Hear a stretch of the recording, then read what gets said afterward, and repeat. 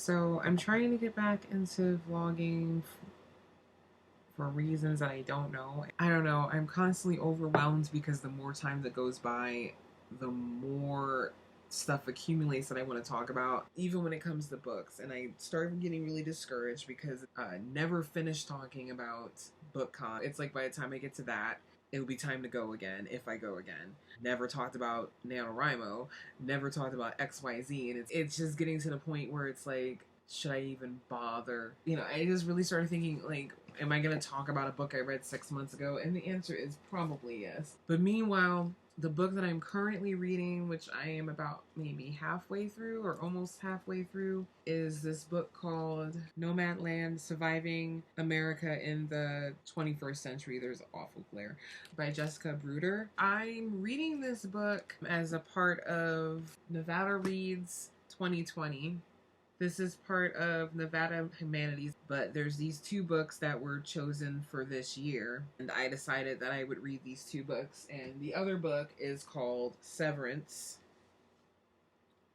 I actually had this first from the library because it came from my branch, but I ended up reading this one first because I had requested it. I thought I was going to get it much later because when I went to request it, there was already an active request for it. So I thought it was going to be a while before I got it, but I think I just ended up getting it from a different library. I wanted to hurry up and get it back to that library just in case somebody else wanted to read it. I actually checked it out without even looking to see what the book was about. It is basically chronicling the lives of some of the people who have become what is called migrant laborers, people who have started to live in RVs, trailers, and vans. Some people might have felt that they had no choice, and some people decided to take matters in their own hands before they were left without a choice. Then you have people who just think it's a cool idea.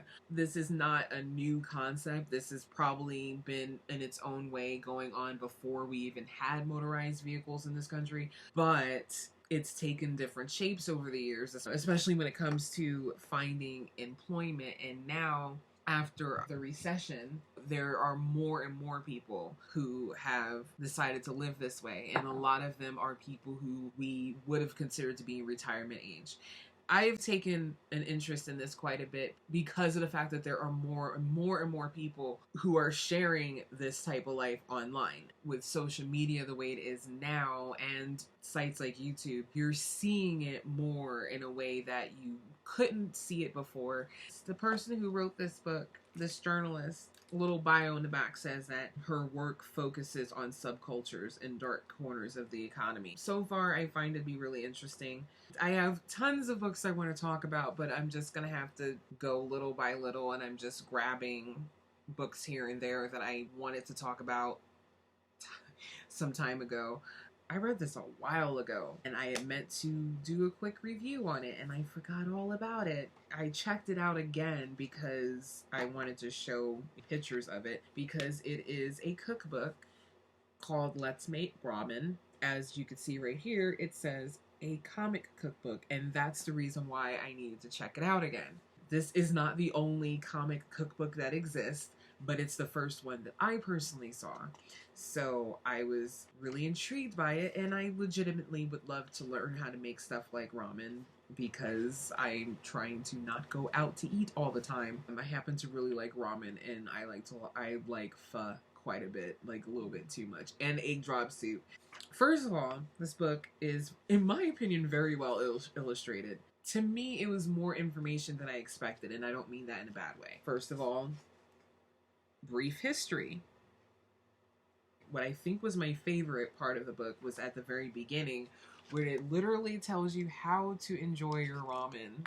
And it even mentions how you want to eat your toppings, what tools you want to use, the differences between noodles, not to leave your chopsticks sticking straight up. It talks about how to avoid heavy beverages, which is actually an advice that I take when it comes to eating pho. I normally drink water because I don't want to mess with the taste. See, it talks about different types of bowls of ramen, It talks about the different broths, different stocks, stuff that you probably should have in a book like this. I just really liked it, but it was just very intriguing because once again, this was the first time that I had seen a cookbook comic, and this is a book that I probably would want to own. And if it wasn't for the fact that I am very clumsy lately and very hard on my own property, I'd probably already own it, but I'm a lot more respectful to library books these days than my own books.